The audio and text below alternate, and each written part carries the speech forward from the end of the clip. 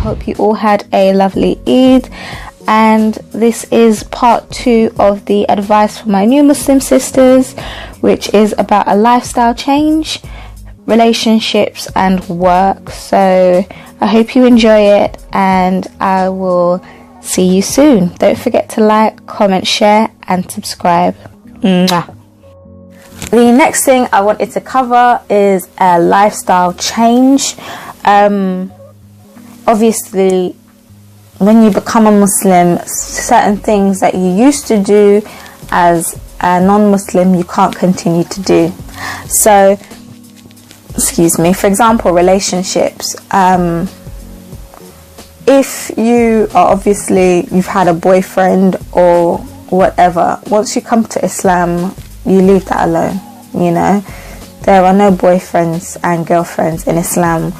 There's no fornication. We don't, or this is what we call zina. We don't do zina in Islam. Everything is meant to be sort of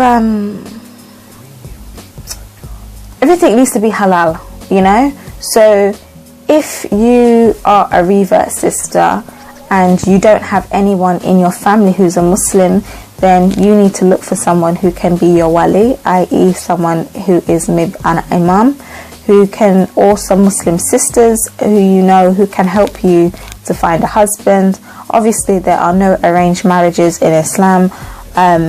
That is prohibited. It's big sin. But it's just for you to meet with someone in a halal way. Like for me, example, I want to get married, so my dad will help me look for someone. He kind of knows what I like as far as qualities and looks go.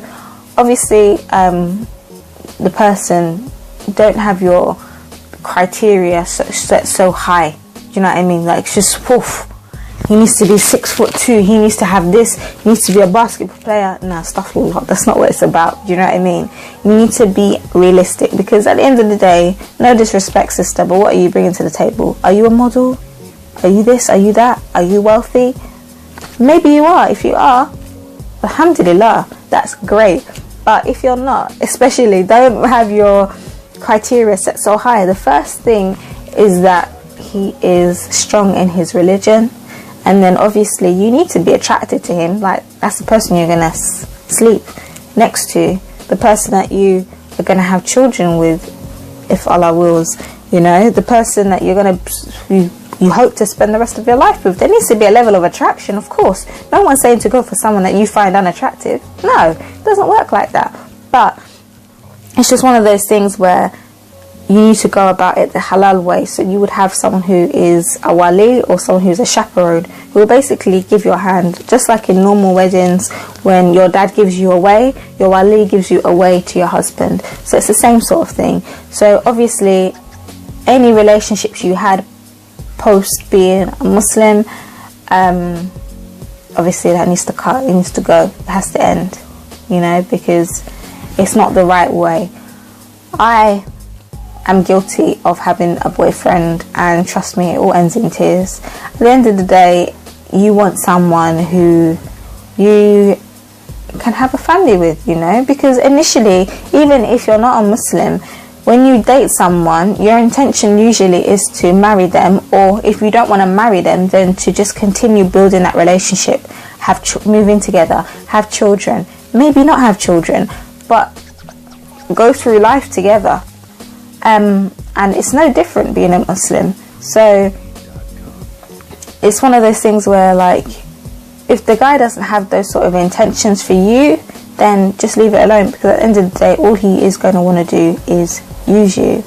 And obviously, if you're not allowing him to have whatever he's asking for, it's going to end in tears.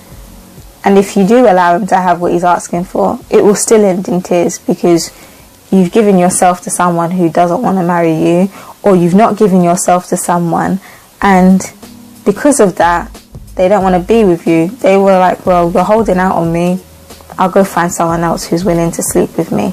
So you need to be careful with regards to relationships, and you need to guard yourself and guard your heart. That's why the women are protected within Islam. The thing I wanted to talk about is social life. Now, a lot of people assume that because I'm a Muslim, I don't have a social life. Rubbish! I have a social life. Do you understand?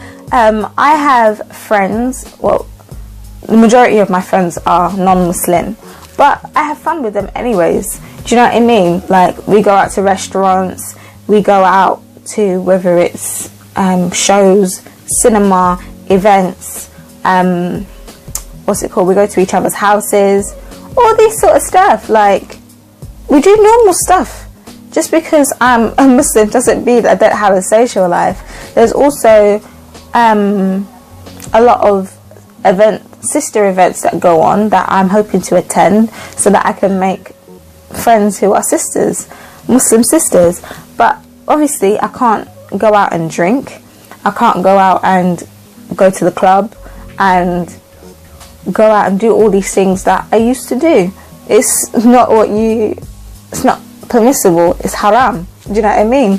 A lot of the time, if you find someone or you meet someone in a club, it is said that they will leave you there. You know what I mean? If he looks at you because you've got nice legs, nice face, nice body, whatever, the relationship is based purely on lust.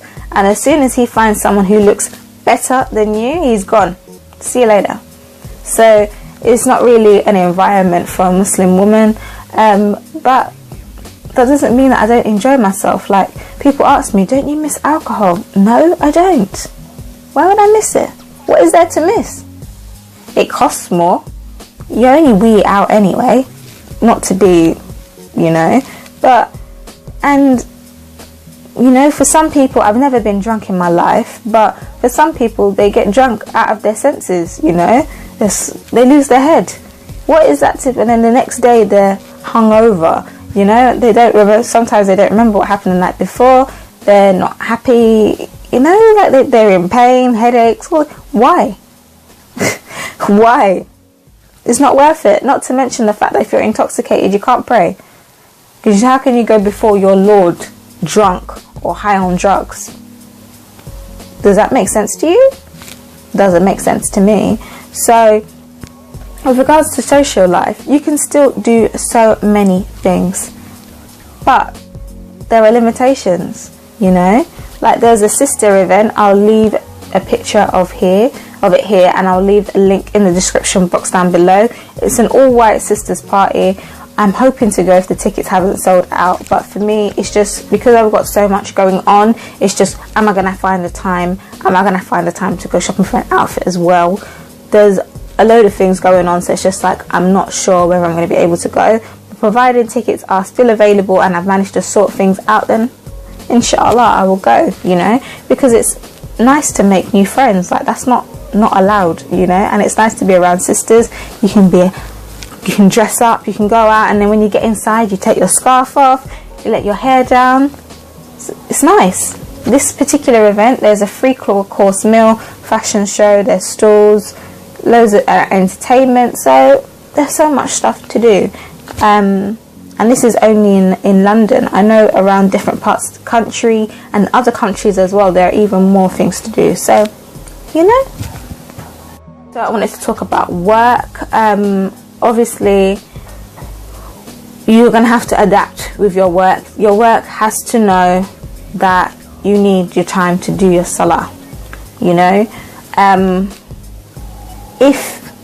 it's not really favoured, but if you really have to, do your prayers together. So if you know, say for instance, okay, you're at work and Zuhur ends in 10 minutes, and then Asr is gonna come in, quickly do your wudu, pray Zuhur. When Asr comes in, do Asr. If you can't go at different times, at one point that's what I had to do, because apparently it was too busy for me to have 3 or 4 breaks, whatever. So it got easier when I became a manager, but yeah, your workplace can be like that, because as far as they're concerned, you're there to work, but they don't understand that your requirement to pray is bigger than any requirement they have for you to work. So it is good that it's really important that you let work know that you need that time to go and do your prayer. They can't tell you no, really, to be honest, because that is discrimination. Obviously there has been EU laws passed where they can actually tell you to take your hijab off. If that's the case, walk away. That's what I would do. I'm not compromising my deen for anybody, because when it comes to it and we all die, that person who told you to take your scarf off and you took it off, what are you going to say in front of your Lord? I took it off because of so and so and so. No.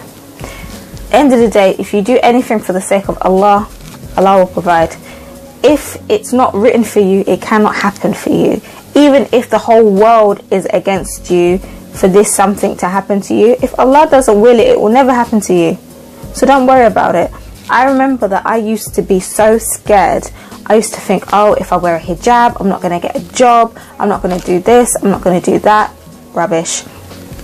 Since I've worn my hijab, I've had, obviously I'm working in Selfridges, in the beauty hall at the moment, and I'm enjoying it, you know. I have no problems. I'm enjoying it at the moment. It does obviously take its toll on my feet, and where I have developed plantar fasciitis, which is a foot condition, my feet, ankles and knees can swell up, so I can't stand up for long periods of time. So I only work 2 days a week, maybe 3 days max if my body can handle it.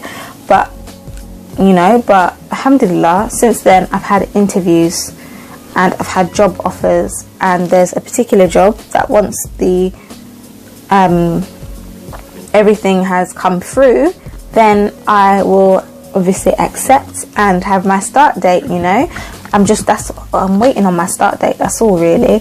So you know, and it's not been a barrier for me because I wear a hijab, you know what I'm saying? So you just have to, and this job is better for me because it'll be sitting down. There are so many perks to it. There's my basic salary, which is a bit lower than I'm used to, but it's enough to cover the bills. And then there's also a commission structure, so I can earn extra money. Do you know what I mean? So alhamdulillah, there's opportunities and doors opening all the way. So if you put your trust in Allah, Allah will provide for you. So don't worry or think that, oh, if I wear my hijab or I ask to pray during work, I'm going to lose my job. So what? If you have to lose your job, then so be it. Because at the end of the day, what a lot of people don't remember, the world is not a resting place, it is a testing place.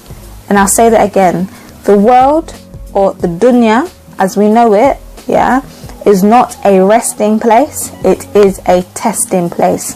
It's a test to see who is going to get to Jannah, who's going to go to heaven, and who's going to go to hell. So don't get so comfortable and wrapped up in this world that you forget about the next. That's all I would say. So as far as work is concerned, obviously let them know that if you're doing a job that is obviously haram, so if you're working in a bar, if you are doing any indecent acts which you're getting money for, obviously that has to stop. You can't continue. You're not stupid, so you know you can't continue with that. So my lovelies, this is the end of the video. I hope you enjoyed it. If you liked it, please don't forget to give it a big fat thumbs up, and of course don't forget to like, comment and subscribe. So I hope you found this useful and beneficial, and I will see you in my next video, inshallah.